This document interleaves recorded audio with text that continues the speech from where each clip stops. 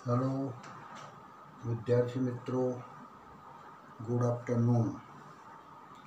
चलो आप धोरण 11 विद्यार्थी एम प्रकरण 4 प्राणी सृष्टि। प्राणी सृष्टिनी अंदर तमे जो बधु वर्गीकरण, कारण के प्राणियों अंदर बहु विविधता है और विविधता है तो तेना भाग पाड़वा जरूरी है। और भाग पाड़वा नाना मोटा जूथ पाड़ी देवा, भाग पाड़वा અને એને કહેવું વર્ગીકરણ કે જેથી પ્રાણીને ઓળખવામાં, એને સમજવામાં, એના વર્ણનમાં, એનું નામકરણમાં આ બધાની અંદર એની સરળતા રહે એટલા માટે વર્ગીકરણ એક મદદરૂપ છે। વૈજ્ઞાનિક પદ્ધતિથી તેને ભાગ પાડી દેવા નાના મોટા અને એવું વર્ગીકરણ કરતા પ્રાણીઓની અંદર શું પાડવામાં આવે? સમુદાય।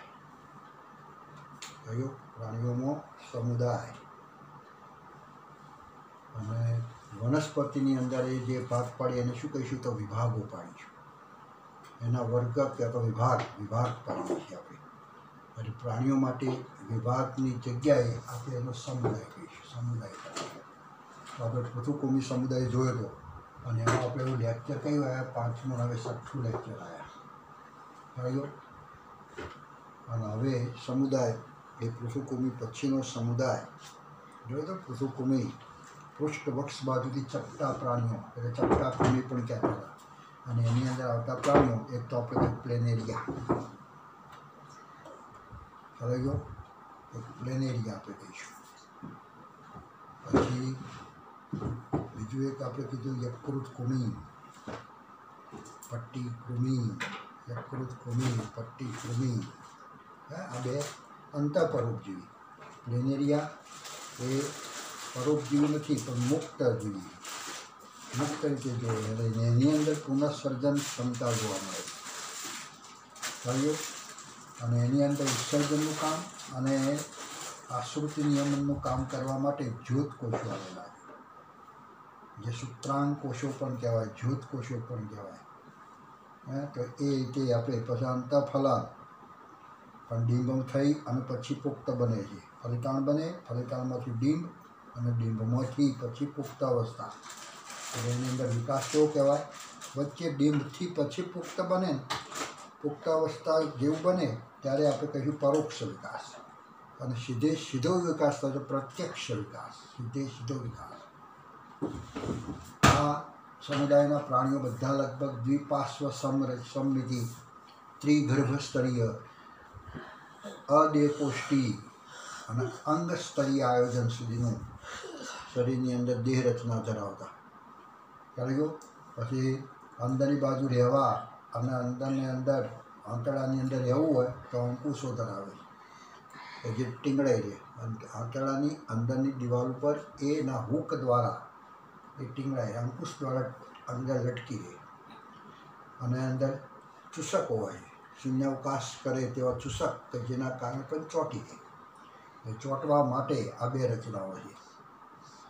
તો આવો એક આખો આપણે કહીશું સમુદાય એ આપણે જોયું, બરાબર। હવે આપણે જોઈશું સમુદાય સૂત્રકૃમિ સમુદાય। સૂત્રકૃમિ, સૂત્રકૃમિ પેલું પૃથુકૃમિ હતું, આ સૂત્રકૃમિ જેનું શરીર પાતળું દોરી જેવું છે, તોતણા જેવું છે, સૂત્ર જેવું છે, એટલા માટે સૂત્ર જેવું કૃમિ લાગે છે। ક્યારે એ કીડા જેવું લાગે પણ કેવું લાગે તો પાતળો તોતણા જેવું લાગે, સૂત્રકૃમિ। અને એની અંદર આવતું એક અંતઃપરોપજીવી તરીકે કરમિયું, જે કરમિયું આવે છે, કરમિયું પ્રાણી એ આ સૂત્રકૃમિ સમુદાયનું પ્રાણી કહીશું। એ સમુદાયના આપણે સામાન્ય લક્ષણો, વિશિષ્ટ લક્ષણો એ જોવાના છે। એક એક પ્રાણીના લક્ષણો આપણે જોવાના। સૂત્રકૃમિ સમુદાય તમે જુઓ,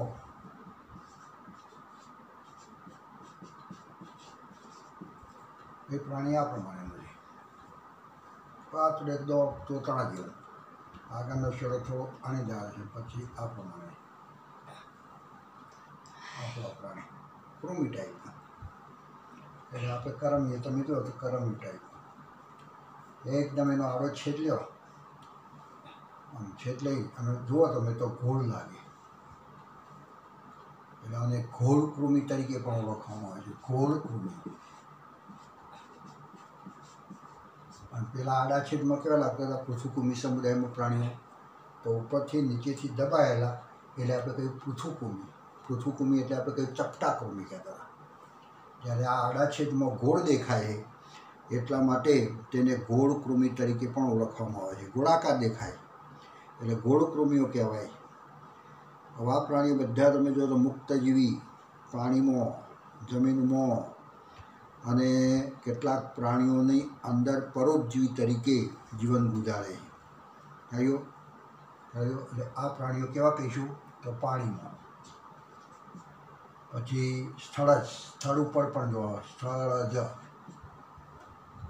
હા, પછી મુક્તજીવી, બધા ભેગા થઈને રહેતા હોય નહીં, મુક્તજીવી. થયો વસાહતી નહીં, મુક્તજીવી હોય, સ્વતંત્ર મુક્તજીવી. અને કેટલાક તો તમે જુઓ તો પ્રાણીઓમાં પરોપજીવી તરીકે, કેટલાક બીજા પ્રાણીની અંદર પ્રાણીઓમાં પરોપજીવી તરીકે. પરોપજીવી એટલે બીજામાં રહેવાનું, ખાવું પીવું બધું જ જેમાં રહે યજમાન, જેમાં જે પ્રાણી રહે, જોયો જે પ્રાણીમાં જેના શરીરમાં રહે તે શરીરને કહીશું યજમાન. કારણ કે એને ખાવા પીવાનું બધું ભરણ પોષણ એ પૂરું પાડે, એને જાતે ખોરાક બનાવવાનો જ નહીં, આપણે જે બનાવ્યો અને જે મેળવીએ તેમાંથી એ ખાય, એટલે આપણે કહીશું અંતઃપરોપજીવી. એ પ્રાણીઓની અંદર એ અંતઃપરોપજીવી તરીકે એ ગોઠવાયેલું હોય. હવાની અંદર છેક અંગતંત્રો સુધીનું આયોજન જોવા મળે. કયો એટલે કયું કહીશું અંગતંત્ર સ્તરીય આયોજન. અંગતંત્ર સ્તરીય આયોજન ધરાવે. એટલે છેક અંગો ભેગા થઈ અને તંત્રો બનાવીને કાર્ય કરતા હોય. કોઈ એક કાર્ય તમે જુઓ તો ઘણા અંગો ભેગા થઈ અને તંત્ર બને, તંત્ર દ્વારા કાર્ય થતું હોય, ત્યાં સુધીનું આયોજન છે. આપણા શરીરમાં શું છે તો આપણે પણ અંગતંત્ર સ્તરીય આયોજન છે. આપણું તો એટલા સુધીનું સ્તર છે. અને તંત્રો સિવાય હવે બીજું શરીરમાં કશું નથી. તંત્રો ભેગા થઈને પછી આખું શું બને તો એ કશું જ એકમ નથી. એટલા માટે આપણે પણ આ સ્તરીય આયોજન ધરાવીએ છીએ. માનવમાં નીચે પૈકી કયું સ્તરીય આયોજન જોવા મળે તો કોષીય સ્તરીય, પેશી સ્તરીય, અંગ સ્તરીય કે અંગતંત્ર સ્તરીય. તો આપણામાં અંગો ભેગા થઈ અને તંત્રો બને છે. પાચન તંત્ર, ઉત્સર્જન તંત્ર, શ્વસન તંત્ર, આ બધા તંત્રો બને છે. એટલા માટે અંગતંત્ર સ્તરીય આયોજન છે. એવું આ સૂત્રકૃમિ સમુદાયમાં પણ અંગતંત્ર સ્તરીય આયોજન એટલે ત્યાં સુધીનું આયોજન જોવા મળે છે.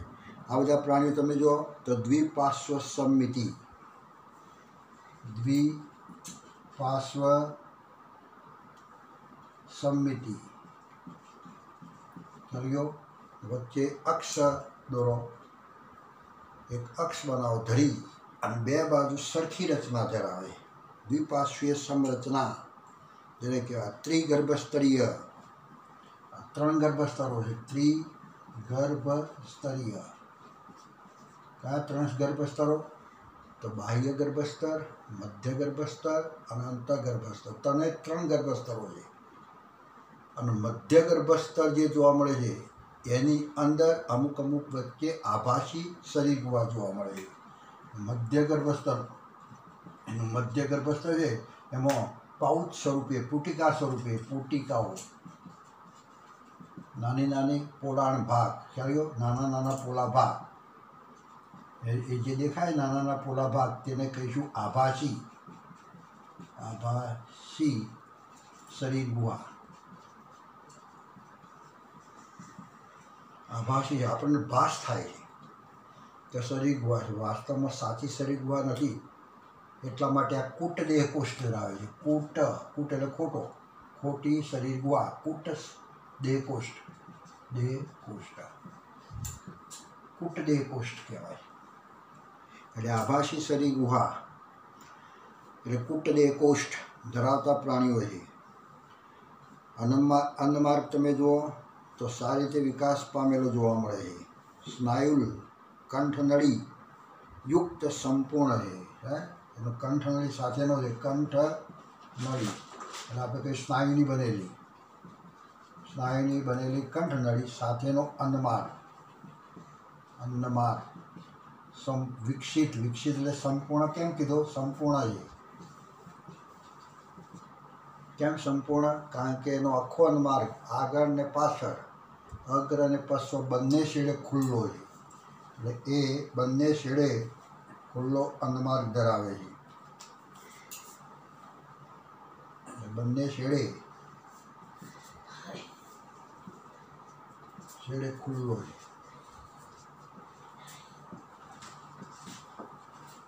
બંને છેડે ખુલ્લો હોય। મુખદ્વાર ને મળદ્વાર બે ધરાવતો હોય તે સંપૂર્ણ પાચન।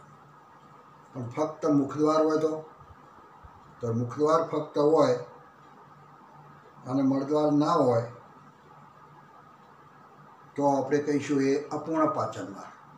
પણ અહીંયા તમે જુઓ તો સંપૂર્ણ પાચન માર્ગ, કારણ કે બંને છેડે ખુલ્લો છે।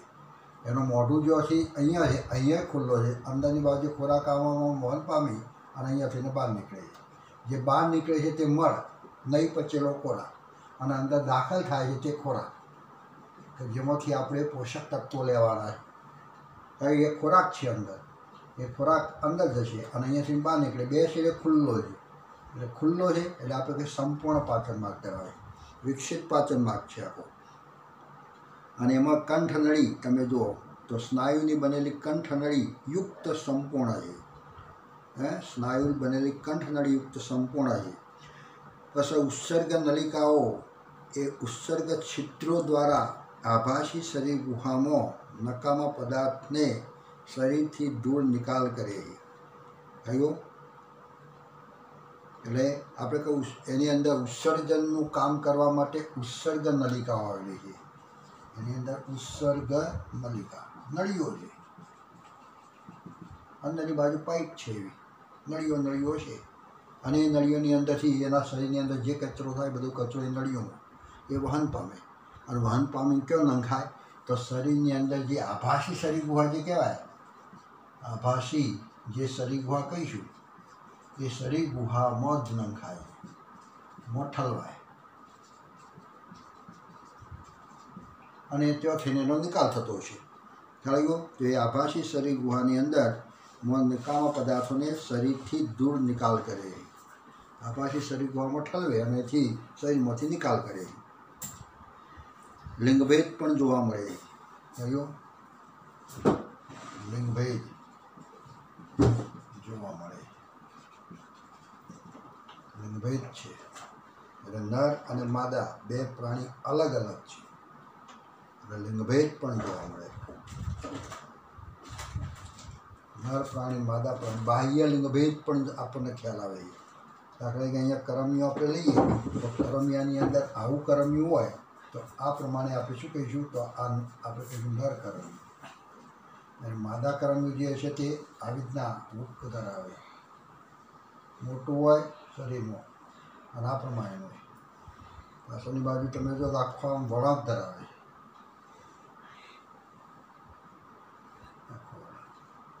નવો વળાંક ધરાવે તે માદા છે।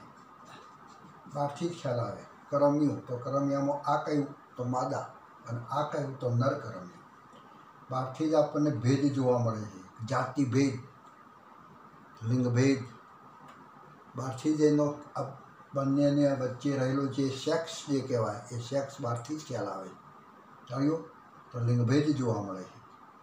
એટલે આ પ્રાણીઓ તમે જો તો દ્વિગૃહી છે।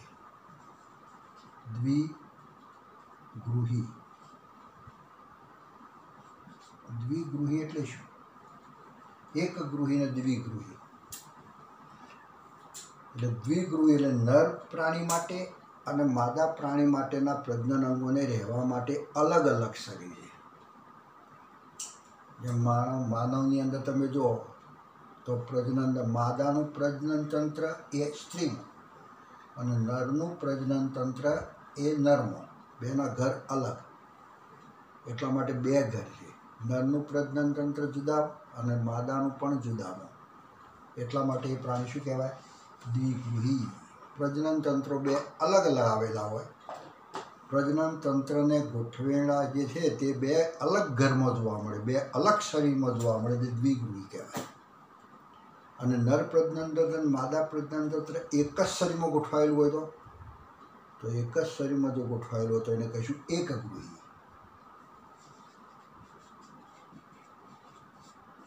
રામ, એના પ્રજનન તંત્રની ગોઠવણીના આધારે આપણે આ કયું કહીશું? તો આ પ્રાણીઓ કયા કહીશું? તો દ્વિગૃહી. લિંગભેદ દર્શાવે અને દ્વિગૃહી. લિંગભેદ જોવા મળે અને દ્વિગૃહી છે. કયો? એક ગૃહી દ્વિગૃહી શબ્દ એટલે આ પ્રમાણે ધ્યાન રાખીશું. એટલે દ્વિગૃહી એટલે શું લખ્યું છે કે નર અને માદા જુદા છે. ઘણીવાર માદા એ નર કરતો લોબા હોય છે. કયો? નર કરતો માદા જરા લોબા હોય છે. અને પાછળની બાજુનો જે ભાગ છે ને એ આમ કંઈ નામ વળાંકવાળો જોવા મળે, લોબો જોવા મળે. અંતઃફલન જોવા મળે. ફલનની ક્રિયા ક્યાં થાય? શુક્રકોષ, અંડકોષ. આ માદાની અંદર જે અંડકોષ હોય અને આના જે શુક્રકોષો છે એ અંદરની બાજુએ દાખલ થઈ અને ફલન કરે, અંતઃફલન. શુક્રકોષને અંડકોષને મળવાનું માદા શરીરની અંદર મળે છે. દેડકાની અંદર, તો દેડકાની અંદર અંડકોષ અને શુક્રકોષ બંને બહાર પાણીમાં, અને બહાર પાણીમાં મળે છે એટલે બાહ્ય ફલન. બંનેને જોડાવાનું કામ બહાર થાય છે, બાહ્ય ફલન. ત્યારે અહીંયા કેવું કહીશું? તો અંતઃફલન દર્શાવે. એની અંદર આખું તમે જુઓ ફલનની ક્રિયા અંતઃફલન. અને વિકાસ તમે જુઓ તો પ્રત્યક્ષ છે એટલે સીધો વિકાસ છે. કયો? કેવો વિકાસ કહીશું? તો આ એક સમુદાયનું પ્રાણી છે કે જેમાં વિકાસ કેવો કહીશું? પ્રત્યક્ષ વિકાસ. કયો? આપણે આ શુક્રકોષ, આ અંડકોષ, આ બંને જોડાય, ફલિતાંડ બને અને ફલિતાંડ તૂટે ત્યારે એની અંદરથી જે પ્રાણીનું ફલિતાંડ હોય એ પ્રાણી સીધું જ બહાર નીકળે, બાળ સ્વરૂપે, નાના સ્વરૂપે, પછી મોટું થાય. અને આ ડાયરેક્ટ સીધું ઈંડામાંથી ડાયરેક્ટ આવું પ્રાણી બનતું હોય તો એને કહીશું પ્રત્યક્ષ વિકાસ. પણ ઈંડું તૂટે વચ્ચે આવું કોઈ ડીમ બને અને ડીમમાંથી પછી આવું પુખ્ત બને તો વચ્ચે ડિંભાવસ્થા આવે તો તેને કહીશું પરોક્ષ વિકાસ. સીધો વિકાસ નથી, આડકતરો વિકાસ કહેવાય.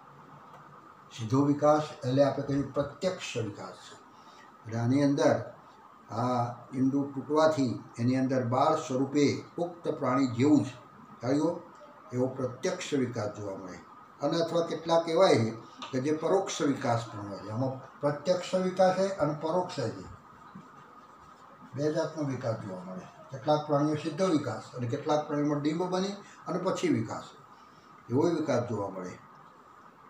ઉદાહરણ તરીકે આપણે લખીશું કે એક તો કરમિયું, પછી વાઉકેરિયા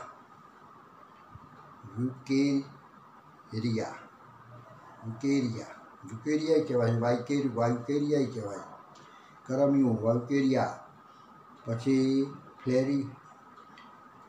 આપણે કહીશું ફિલારિયા વર્મ એટલે એસાયલોસ્ટોમા. એક બીજું એ કહીશું એસાયલોસ્ટોમા. આ બધા એના ઉદાહરણો છે. તો ઉદાહરણ તરીકે કરમિયું મુખ્ય,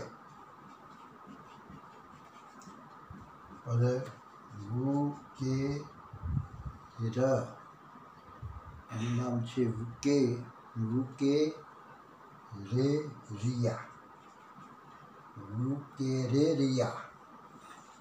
કયો? તો એક આ પ્રાણી. પછી એ સિવાય તમે જુઓ તો વુકેરિયા એટલે ફિલારિયા વર્મ જેને કહેવાય છે, વાયુકેરિયા અથવા ફિલારિયા, અને ફિલારિયા તરીકે પણ ઓળખવામાં આવે. વુકેરિયા અથવા ફિલારિયા. પછી એસાઇલોસ્ટોમા.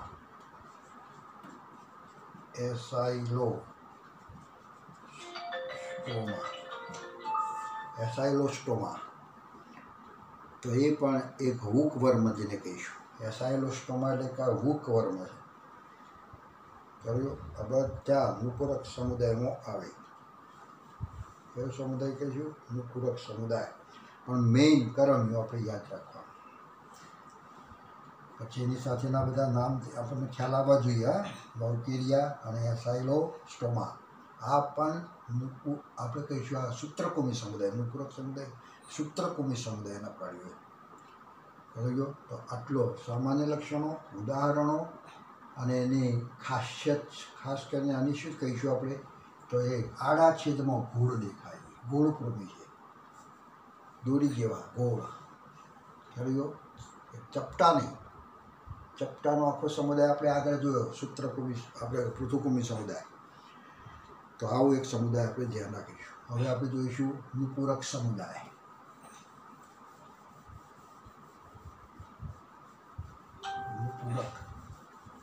નુપુરકનો અર્થ થાય છે વીંટી, રીંગ. એક રીંગ, બીજી રીંગ, ત્રીજી રીંગ, ઘણી રીંગો ભેગી થાય, ઘણી વીંટીઓ ભેગી થાય ત્યારે આખું પ્રાણીનું શરીર એક નળાકાર બને. તો એવું નળાકાર બનતું શરીર આખું, અને એવું શરીર જે ધરાવે તે સમુદાય એટલે આપણે કહીશું નુપુરક સમુદાય. નુપુરક. આપણે કહીશું એનેલિડા. કહ્યું એનેલિડા કરીને એક સમુદાય છે, નુપુરક સમુદાય. એમાં તમે જો તો ઘણી રીંગો ભેગી થાય. આપણે કહીશું આમાં નુપુરકની અંદર અળસિયું, ઉદાહરણ તરીકે અળસિયું. જમીનની અંદર ભીની પોચી જમીનની અંદર જે જોવા મળે તે આવું હોય છે. આ બધા ખંડો છે. એ ખંડો તમે જુઓ તો બહારથી એ દેખાય છે ખંડો, અને અંદરથી એ ખંડો. જ્યાં ખોચા દેખાય છે બહારથી દેખાય છે, અને અંદરની બાજુ આવા પડદા છે. દરેક ખાનો જે પડે છે દરેક એક એક રીંગ બને. એક રીંગ, બીજી રીંગ, ત્રીજી રીંગ, બધી રીંગો ભેગી કરો તો આખું નળાકાર ટાઈપ થાય ને, તો એ ટાઈપનું આખું પ્રાણી છે. અને એને કહીશું, એક રીંગને કહીશું નુપુરક. ઘણી રીંગો ભેગી થાય ત્યારે આખું આ સમુદાય બન્યો એટલા માટે કહીશું નુપુરકથી બનેલો. શરીર આખું નુપુરકનું બનેલું, વીંટીઓનું બનેલું જોવા મળે. અનેક વીંટીઓ ભેગી થઈ, ઓગળી ઉપરની વીંટી ઘણી ભેગી થાય અને જે લાંબુ નળાકાર બને તેવું શરીર ધરાવે છે એવા પ્રાણીઓને આપણે કહીશું નુપુરક સમુદાયના પ્રાણીઓ. આવા પ્રાણીઓ એ લગભગ કયો વસવાટ? તો પાણીમાં. એનો વસવાટ, નિવાસ સ્થાન તમે જુઓ તો લગભગ પાણી, જલજ. અને પાણી પણ કેવું? તો કેટલાક વખત ખારું પાણી અને મીઠું પાણી. ખારું અને મીઠું એવા બંને પાણીની અંદર. કેટલાક તમે જુઓ તો સ્થળ જ જમીન ઉપર પણ જોવાનું. મુક્તજીવી છે બધા. એ આખા બધા મુક્તજીવી. અને ક્યારેક પરોપજીવી પણ હોય છે. કેટલાક એવાય પ્રાણીઓ છે કે પરોપજીવી. આની અંદર કેટલાક પ્રાણીઓ એવા છે પરોપજીવી. અને કેવા પરોપજીવી? તો શરીરની બહાર છે. શરીરની બહાર છે એટલા માટે બાહ્ય પરોપજીવી તરીકે. ઉદાહરણ તરીકે જળો એવું પ્રાણી છે કે જે બાહ્ય પરોપજીવી છે. જળો, જેને કહેવાય લીચ. અને અંગ્રેજીમાં શું કહીશું? લીચ. તો એ પ્રાણી પરોપજીવી તરીકે હોય. હવે આયોજન કેવું હોય છે? સ્તરીય આયોજન. તો શરીરનું અંગતંત્ર સ્તરીય આયોજન. હવે બધા જે આવશે બધા સ્તરીય આયોજન કેવા આવશે? છેક તંત્રો સુધીનું. કારણ કે આપણે જ કયો સમુદાય? નુપુરક. સૂત્રકુમિ સમુદાયથી અંગતંત્ર સ્તરીય આયોજન ચાલુ થઈ ગયું છે. એ પહેલાં તમે જુઓ તો અંગ સ્તરીય હતું. એનાય પહેલાં તમે જુઓ તો પેશી સ્તરીય હતું. ચાલ્યો. અને એનાય પહેલાં તમે જુઓ તો કોષીય સ્તરીય હતું. એટલે એ રીતે અહીંયા હવેથી જે સમુદાય આવશે તે બધાની અંદર તમે જુઓ તો અંગતંત્ર સ્તરીય આયોજન ધરાવે. નુપુરક સમુદાયની અંદર અંગતંત્ર સ્તરીય આયોજન. પછી ત્રિગર્ભ સ્તરીય, અંગતંત્ર સ્તરીય આયોજન. તેમજ તમે જો સમમિતિ તો દ્વિપાર્શ્વ સમમિતિ. દ્વિપાર્શ્વ સમમિતિ દ્વિપાર્શ્વ સમમિતિ ધરાવતા ત્રિગર્ભ સ્તરીય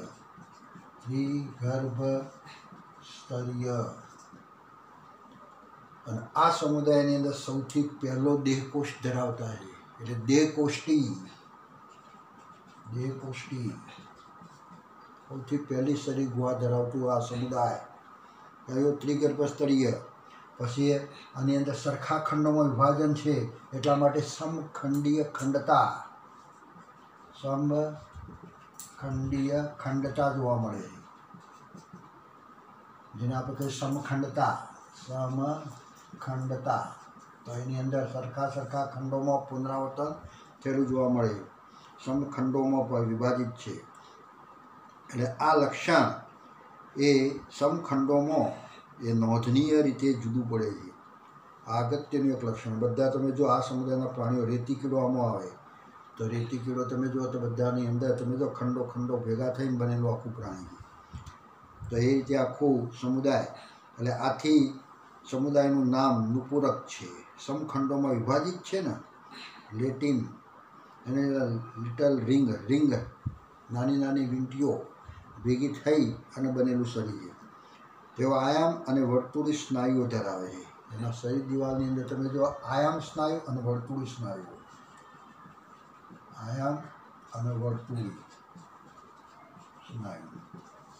શરીરની અંદર વર્તુળાકારમાં ગોઠવાયેલા હોય જે સ્નાયુ તે વર્તુળી સ્નાયુ, અને આમ સ્નાયુ જે ઉભા ગોઠવાયેલા હોય તે આયામ સ્નાયુ. આવા બંને સ્નાયુઓ જે છે એ પ્રચલનની અંદર બહુ મદદરૂપ છે. આ ગોળાકાર સ્નાયુ આખું ગોળાકાર એ આમ થાય, અને આ લોબો જે સ્નાયુ છે તે આમ થાય, આયામ સ્નાયુ કહેવાય. આ ઊભો સ્નાયુ આયામ,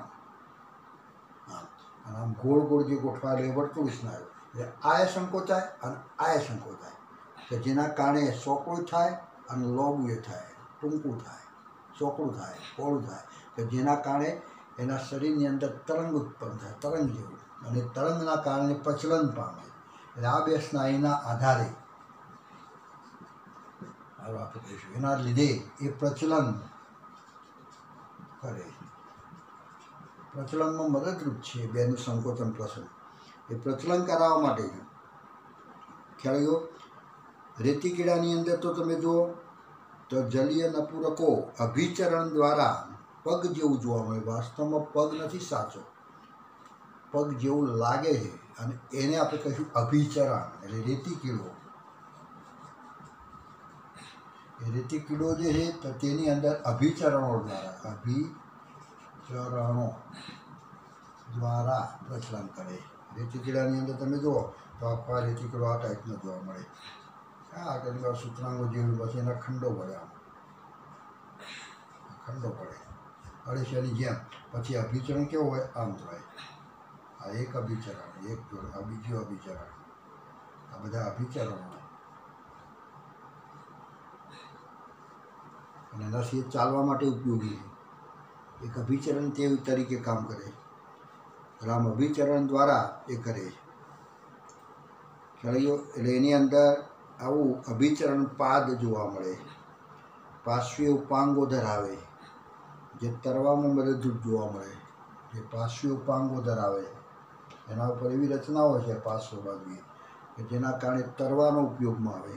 ચપટા છે ને એટલા માટે પાર્શ્વીય ઉપાંગો ધરાવે, જે તરવાની અંદર પણ મદદ છે. ચાલવામાં, પ્રચલનમાં હોય અને તરવામાં. પછી બંધ પ્રકારનું રુધિરાભિસરણ તંત્ર,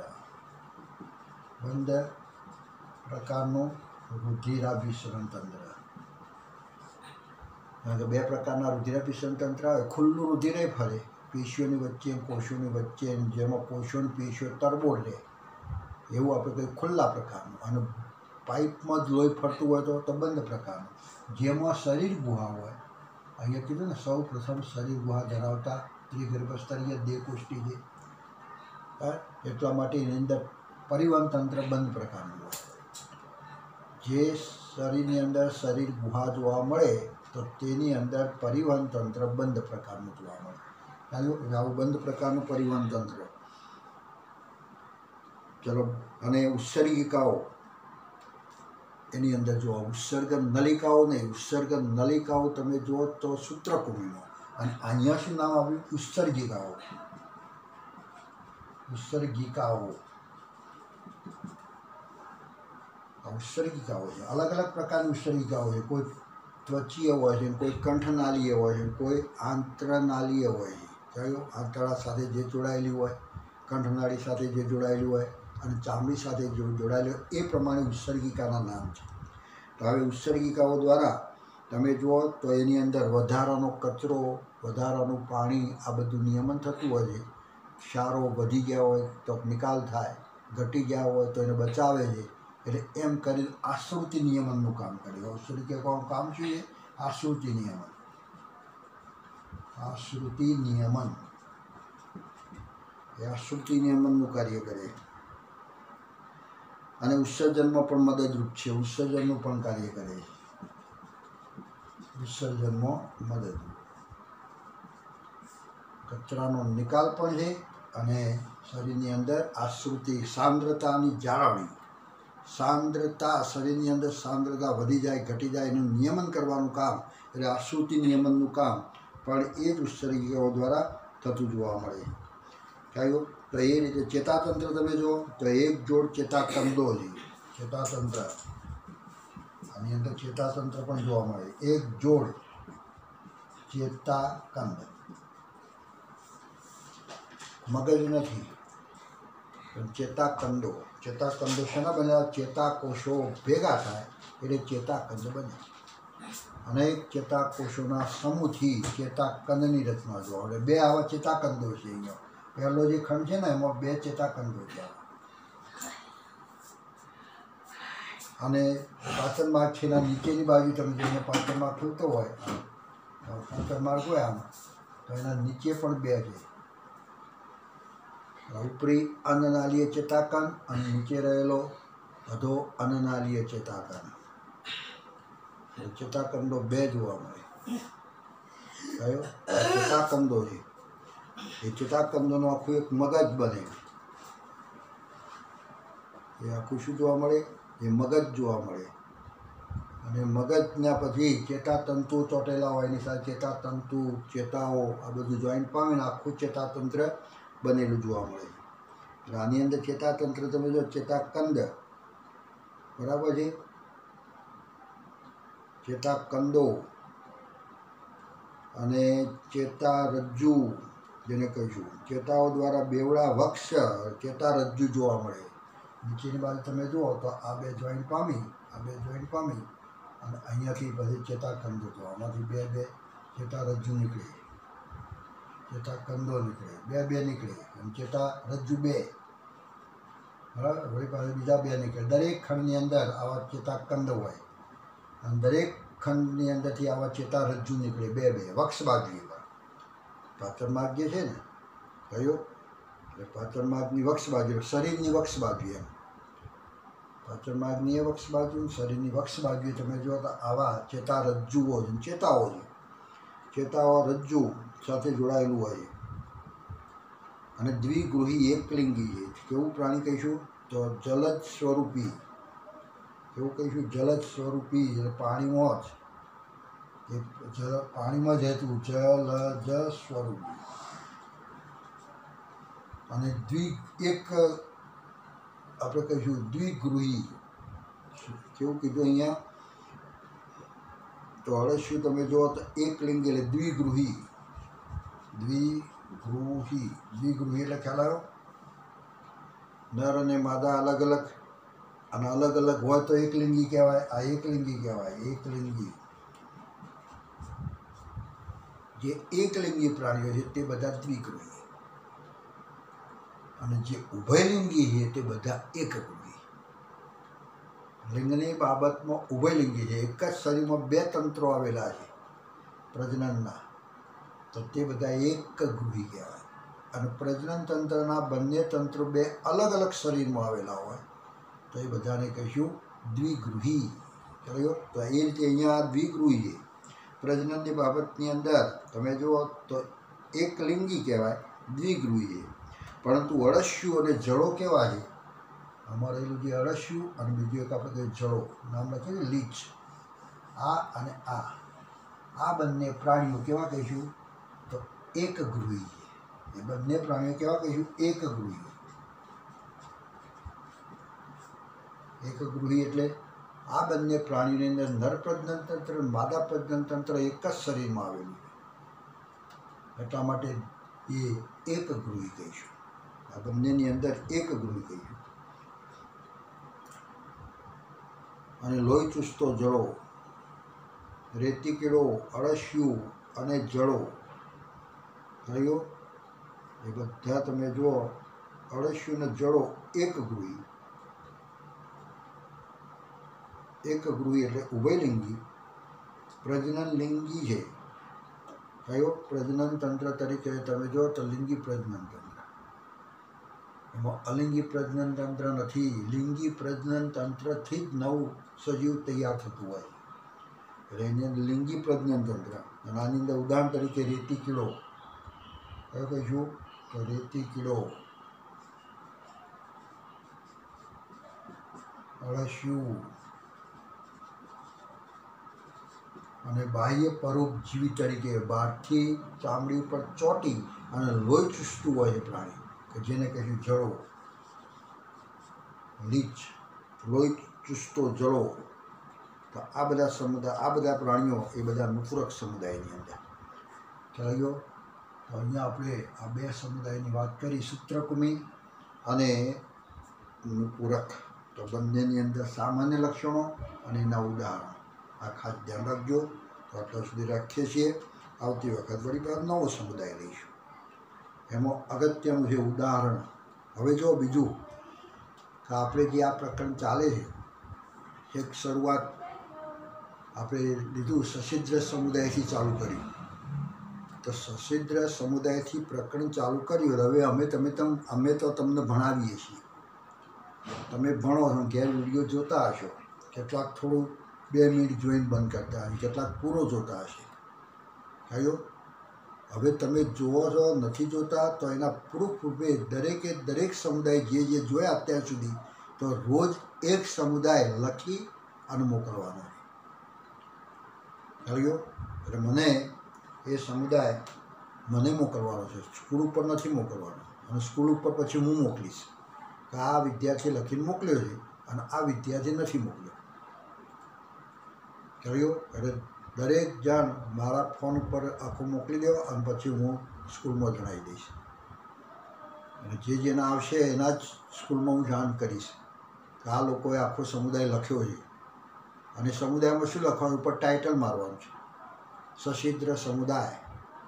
પછી એના સામાન્ય લક્ષણો અને એનું વિશિષ્ટ લક્ષણ શું છે, તો એ વિશિષ્ટ લક્ષણ કેટલાક જે આવતા હોય 1-2, અને સામાન્ય લક્ષણો ઘણા બધા, અને એના ઉદાહરણો. બરાબર. તો આટલા લક્ષણો સાથેનો આપણે સમુદાય દરેકે લખવાનો છે. પહેલો સશિદ્ર સમુદાય એટલે આવતીકાલે જ, આજે નથી કહેતો, આવતીકાલે તમે જુઓ તો આ સમુદાય મોકલજો. કયો સશિદ્ર સમુદાય. કયો રીતસર કાગળની અંદર લખી એનો ફોટો પાડી એની PDF ફાઇલ મારા મોબાઈલ પર મોકલી દેવાનો. એટલે હું જોઈ લઈશ. અને જોયેલો આખો સમુદાય છે એ કયો ભૂલ છે શું છે તે હું સૂચનાએ લખીશ. કયો અને તપાસ કરીશ કેવું લખ્યું છે, સારું ખોટું જે હોય તે. કયો અને એ રીતે તપાસ પણ થશે. અને જેના નંબરનો અને એના નામનો જે આવશે, જેને આ લખેલું જેનું મને મળશે તો તે હું સ્કૂલમાં જણાવીશ કે આટલા વિદ્યાર્થીઓ લખીને મોકલ્યું છે અને આટલા વિદ્યાર્થીઓ હજુ બાકી છે. કહેવાય ગયો. એટલે તમારા ઉપર સ્કૂલ શું એક્શન લે એ પછી મારા ઉપર નહીં આવે. એટલે તમારે આ બધું લખીને મોકલવાનું છે. અને વચ્ચે આપણે 10 દિવસ વચ્ચે આપણે એક પેલો પણ રાખીશું આપણે, કયો ઝૂમ લેક્ચર. અને ઝૂમ લેક્ચર જે રાખીએ તો તેની અંદર તમને મૂંઝવતા કોઈ પ્રશ્નો હોય તો એ પ્રશ્નો સોલ્વ કરીશું આપણે. એટલે તમારે જ્યારે પ્રશ્નો જુઓ ત્યારે જે ના ફાવ્યો અને ના ખબર પડી તો તેને ટીક કરી રાખો. એટલે જે વખતે આપણો ઝૂમ લેક્ચર હોય તો એ લેક્ચરની અંદર એનું સોલ્યુશન થાય. કારણ કે હું તો તમને હજુ ઓળખતો જ નથી. કયા વિદ્યાર્થીઓ છો, તમારો ચહેરો કેવો છે, કેટલી ઉંમરના, એટલે આપણે કહીશું કેટલા શરીરની બાબતમાં કેવું કદ છે, કોઈ ભારે છો કે ફોરા છો એ ખબર જ નથી. અને તમે હું જે કંઈ સમજાવું છું તમે સમજો છો કે નથી સમજતા એ ખબર પડતી નથી.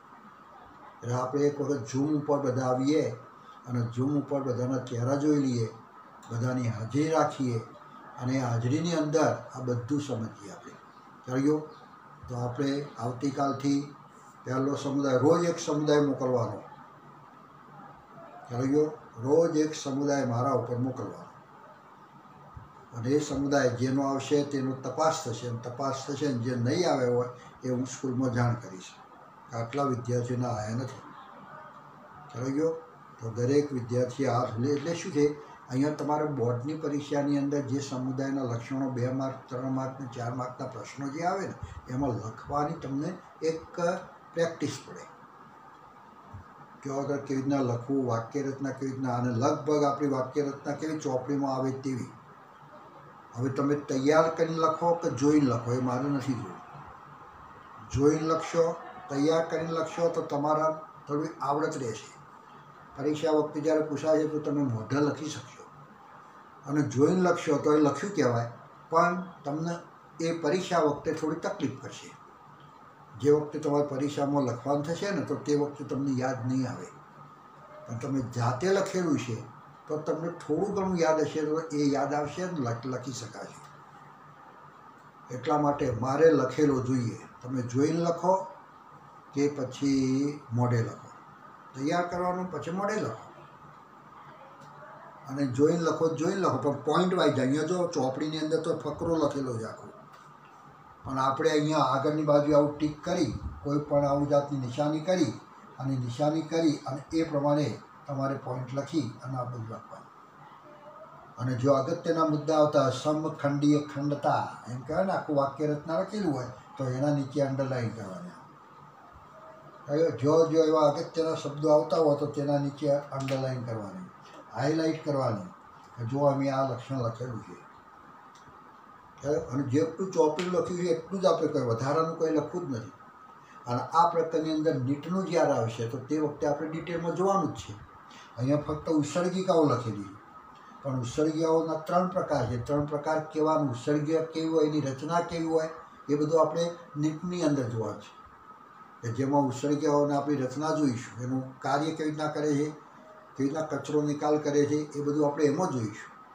હાલ તો બોર્ડનું NCERTનો જે કોર્સ છે અને ચોપડીમાં જેવું લખાણ છે એ આપણને પાકું આવડવું જોઈએ.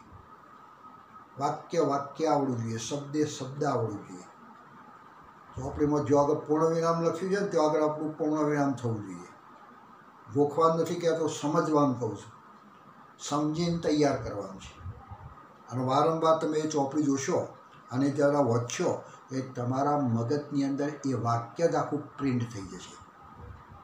વારંવાર જુઓ એટલે આખું વાક્ય ખબર પડી જાય કે કયા પત્તા ઉપર અને એ ફકરાની અંદર કઈ લીટીમાં છે એ સુધી ખબર પડશે તમને. એટલે જ્યારે પરીક્ષામાં આટલું બધું તમે પ્રેક્ટિસ કરેલું, આટલું બધું જોયું હોય અને ખૂણે કયા ખૂણામ છે એટલું બધું ખબર હોય તમને, તો તમે જે વખતે પરીક્ષામાં લખશો તો તે વખતે તમે જોડે ચોપડીમાં જોઈને લખતા હોય એવું લાગશે. એટલે વારંવાર ચોપડી જુઓ. આ ચોપડી એ આપણી મુખ્ય. બીજી બધી ચોપડીઓ જોવાની ખરી કે કેવી રીતના પ્રશ્નો આવે છે, પ્રશ્નોની રીત કેવી છે, એના કેવી રીતના વિકલ્પો છે, એ વિકલ્પો કઈ રીતે પસંદ કરવાના, આ બધું આપણે જોવાનું. બધું જ એ જોવાનું, સોલ્વ કરવાનું. પણ ચોપડી એ આપણી ગીતા છે. હાલ આપણે ભણીએ છીએ તો આપણો મેઇન ગ્રંથ કયો તો આ ગીતા આપણી. આ ચોપડી, બાયોલોજીની ચોપડી, કેમિસ્ટ્રીની ચોપડી, ફિઝિક્સની ચોપડી, એ જ આપણી ગીતા. અને ચોપડીમાં લખેલું લખાણ આવડવું જોઈએ. બસ સમજતા આવડવું જોઈએ, સમજાવવું જોઈએ. એનાથી બહારનો કોઈ પ્રશ્ન આવવાનો નથી. બોર્ડની પરીક્ષામાં એનાથી બહારનો કોઈ પ્રશ્ન નહીં આવે. અને કદાચ ભૂલથી કોઈ આ એક્ઝામિનર હશે પછી પેપર કાઢનાર, તો એના ભૂલથી કદાચ જો આવી ગયો છે તો તમને નહીં લખો તો પણ માર્ક મળશે. તમે એ પ્રશ્ન નહીં લખો ને, એ પ્રશ્ન પૂછાયો છે એનો નંબર ખાલી લખશો ને તો એ તમને માર્ક મળી જશે. કારણ કે કોર્સ બહારનો છે અને પોસ્ટબારમાં પૂછી જ ના શકાય, પણ ભૂલથી કદાચ પૂછી નાખ્યો હોય તો તમને બેઠા માર્ક મળી જશે. એટલે આપણને ચોપડી બહારનું જોવું નથી, ચોપડીની અંદરનું જેટલું છે તેટલું બધા શબ્દો અને વાક્યો સમજતા આવડે તો કોઈ દિવસ એ વિદ્યાર્થી કોઈ પણ પ્રશ્નથી એ પાછો પડે નહીં, એને ના આવડે બને જ નહીં, આવડે જ. અને આનાથી જરા ડિટેલમાં આપણે નીટના લેક્ચર લઈએ જ છીએ, અને એની અંદરથી જો કોઈ પ્રશ્ન આવે તો એના માટે એ રીતે સોલ્વ કરવાનો. ચાલો ગયો. તો આ ખાસ ધ્યાન રાખો. એટલે આવતીકાલથી હવે જે ચાલે એવું તો આ પ્રકરણ ચાલે, પણ જ્યારે જે પ્રકરણ ચાલે અને જેટલું ચાલે એટલું તમારે બીજા દિવસે એ આખું સોલ્વ કરી બીજા દિવસે ચોપડીમાં જોઈ તૈયાર કરી અને મોઢે લખી અને મને મોકલી દેવાનું. ચાલો ગયો. એટલે એનામાંથી આવતા પ્રશ્નો પણ તમને સરળતાથી ફટફટ આવડશે. અને દરેક પ્રકરણની અંદર હું આ એક મોકલું છું તમને સરપ્રાઈઝ ટેસ્ટ. સ્કૂલમાં થઈ જાય પછી એક સરપ્રાઈઝ ટેસ્ટ મોકલું ગૂગલ ફોર્મમાં, કે જે પ્રશ્નો 25 કે 30 જે હોય તે, અને એ તમારે જવાબો તમારે આપવાના, અંદર જ ટીક કરવાના. અને એ જે લક્ષ્યો હતો તે વખત તમારે જેટલું લખવાનું જે કીધું એટલે કે વિદ્યાર્થીનું નામ, ટેલિફોન નંબર અને તમારું ગામનું નામ. ચાલ્યો. આટલું લખો અને પછી બધા પ્રશ્નો જુઓ અને ટીક કરવાનો, સાચો હોય ટીક કરવાનો, બરાબર છે. એ પ્રમાણે આખું કરી અને આખું સબમિટ કરવાનું. એટલે તમારો કેટલા માર્ક આવ્યા એ પણ તમને ખબર પડશે, તમારા કેટલા સાચા એ પણ તમને ખબર પડી જશે. મને એ ખબર પડી જશે કે તમે આ વિદ્યાર્થી, આ નામનો વિદ્યાર્થી, આ ગામનો વિદ્યાર્થી, અને એને આ 30માંથી આટલા માર્ક આવ્યા કે 25માંથી આટલા માર્ક આવ્યા, કયો ખોટો એ મને ખબર પડશે. ખ્યાલ ગયો. અને બીજું કે આ ટેસ્ટ જે મોકલી તમે ખોલશો એટલે 1 મિનિટ તમને વાંચવા માટે મળશે, 1 કે 2 મિનિટ તમને વાંચવા માટે. અને પછી 15 કે 20 મિનિટ કે 25 મિનિટનો ટેસ્ટ હોય તો 25 મિનિટ સુધી તમારે એના આ કરી નાખવાના પ્રશ્નો, બહુ વિકલ્પી જે પ્રશ્નો છે એમાં વિકલ્પો પસંદ કરીને સબમિટ કરી નાખવાનો. થયો. અને ટાઈમ પૂરો થઈ જશે, 25 મિનિટ પૂરી છે પછી કોઈ બાકી રહી ગયો છે પ્રશ્ન તો એ તમારો ટીક થશે નહીં, એ રહી જશે. એ તમારે કેટલા લખાણા આટલી મિનિટની અંદર, તમારે જરા ઝડપથી એનો આ ક્રિએટ પણ કરવું પડશે. થયો. અને પછી તમે સબમિટ કરશો તો તે વખતે તમારો કેટલો સ્કોર થયો, કેટલા માર્ક આવ્યા એ દેખાશે.